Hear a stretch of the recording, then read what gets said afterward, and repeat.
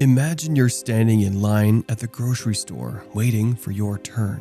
What do you do to pass the time? Well, if you're like most people these days, you'll pull out your phone and scroll through Instagram Reels. Don't worry, we aren't naming and shaming here. Unfortunately, we are all wired that way. Our brains are naturally programmed to seek out stimulating activities for the ever so sweet taste of dopamine. By definition, boredom is a feeling of dissatisfaction or disinterest that arises when we have nothing to do or when we're engaged in an unstimulating activity. Since this is the age of the internet, there are plenty of ways the internet can keep us engaged, be it short-form videos, memes, or video games. I know for a fact that I am not the only one who's guilty of doom scrolling hours away on Instagram and complaining about not having enough time to do the stuff that I actually need to do.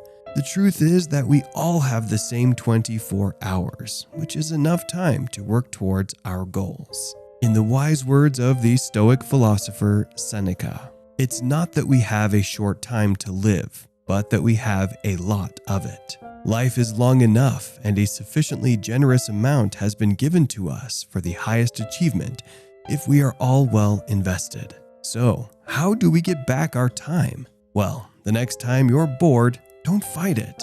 Simply be bored. Believe it or not, boredom can be the catalyst for creativity. Since boredom is a search for neural stimulation that isn't satisfied, our brain will naturally come up with ways to meet that need.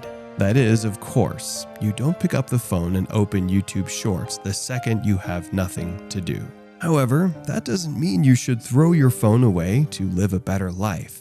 This is the day of the internet, and anyone telling you to live without your phone is pretty much asking you to live without food for 3 days. Instead, I have got an easier way.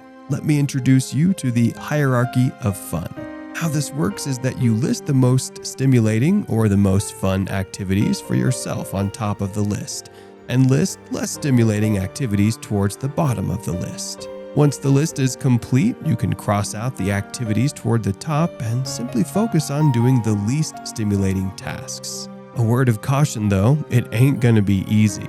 In fact, you're going to feel like giving up 100 times. But if someone like me can push through it, so can you. Discipline is your best friend here. Day 1 of writing your thesis might feel like you're going to throw up any second. But by day 3, you would have definitely found your groove. At the end of the day, the only way to unlock the power of boredom is to welcome it with open arms.